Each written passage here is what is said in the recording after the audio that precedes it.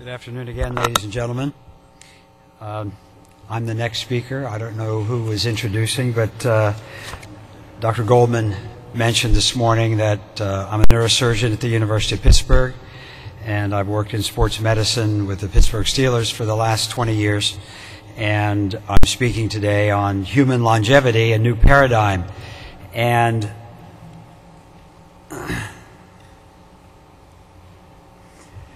as I mentioned, for the last 20 years or so, my job as a neurosurgeon has been to repair cars, so to speak, and broken engines after they were broken. And I began perhaps 8 to 10 years ago to think, isn't it much better to prevent the car from being damaged and broken and wrecked than spending the inordinate amount of time that we do fixing them, realizing that certain things have to be taken care of. But the essence of the A4M is really that of preventive medicine. The field of anti-aging is really the field of prevention, and certainly it starts with education, which is why we're all here today. So can we really do anything to prolong life? Well, we know that nutrition, immunizations, antibiotics, and improved hygiene have actually doubled the longevity from the Industrial Revolution at the turn of the century, from 40 to about 80 years now. And when we look across the world at the various societies that have the most centenarians, and we look at Okinawa, Sardinia, and Loma Linda, California, we see that these groups of people actually do indeed live longer and have more centenarians than any other group. The longest recorded human lifespan, 122 years for Gene Calment, and Antonio taught at 113 for males. But what are the common traits in those who really live the longest? Well, diet, which we just heard an excellent exposition on, primarily of fruits, vegetables, lean meat, and omega-3s with fish. Hard work in Sardinia or exercise in the Bronx. Avoiding environmental and lifestyle toxins. Prayer, meditation, strong family values are the common traits that in those who live the longest are uniform. Now, for many years, I personally believed in genetic determinism. The fact that I was given a set of genes from my parents and so forth back, and what was going to happen to me was actually predetermined, written in my chromosomes, deciphered in my genes, and I had very little to do about it. Well, we know that that's not so now. Yes, 20 to 30% of most of the diseases that we will acquire are genetic determined, but 70% of what happens to us is clearly within our power. So what I'm going to touch on today are those factors that we do have control over, and talk about epigenetics, the new field of nutrigenomics, and a few different topics: calorie restriction, red wine, resveratrol, green tea, and omega-3, and exercise contribute to that. I recently wrote a book entitled The Longevity Factor: How Red Wine and Resveratrol Activate Genes for a Longer and Healthy Life. And what do you mean by activating genes? Well, we know that the concept of epigenetics and the human genome derived from the work of Watson and Crick back in the 1940s when they wrote their classic paper in the journal Nature. And it was recognized that our genes, which reside on our chromosomes, really are just molecular blueprints.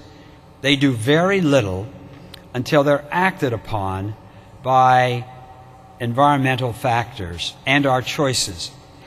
This slide and the next one was constructed by my associate Jeff Boast and I, who I must say contributed in a major way to this presentation, my associate for 20 years. This said I could talk for the next 2 days on these next 2 slides. It's terribly important, if you remember nothing else, to really take this in, because if you think of our genes as molecular blueprints that do very little unless acted upon, and then we think, well, what acts upon our genes? The nutritional factors, exercise, environment, and our emotional health are the 4 primary epigenetic factors, all of which are under our personal control and choice. So in a way, we can choose what our genes do. If we choose a Mediterranean diet, appropriate polyphenols, calorie restriction, and other nutritional things that are so well discussed in this meeting, it acts on various signaling molecules in the 60 trillion cells in our body and the 100 billion cells in our brain to activate transcription factors and work upon our genes to either produce anti-inflammatory cytokines and chemokines, antioxidants, or help reduce mutational defects in our genome. If we exercise, we produce brain-derived neurotrophic factor, which is a neuropeptide that we now know actually enhances neuronogenesis. It's thought with 100 billion cells in our brain, every day we lose a couple 100 million until the end there's nothing left. Not right. With exercise and the activation of BDNF, we actually can enhance neuronogenesis in our brain, create new brain cells, particularly in the temporal lobes, wherein memory is primarily located, as well as release various other neurochemicals such as endorphins and enkephalins and other things that are clearly beneficial in terms of our mood and our personality. The environment, obviously clean air, water, soil, no smoking, all choices to some extent. The food that we eat, where we get the food from in terms of, is it organic? Is it feedlot beef pumped with hormones and fed corn contaminated with pesticides from Iowa? A little harsh maybe. But if you read The Omnivore's Dilemma, which is a great book I just finished, it'll give you a better perspective on what we get in our supermarkets. And then the emotional health, I see this every day in my practice as a neurosurgeon in patients ready to go into the operating room for a brain operation or a spinal operation.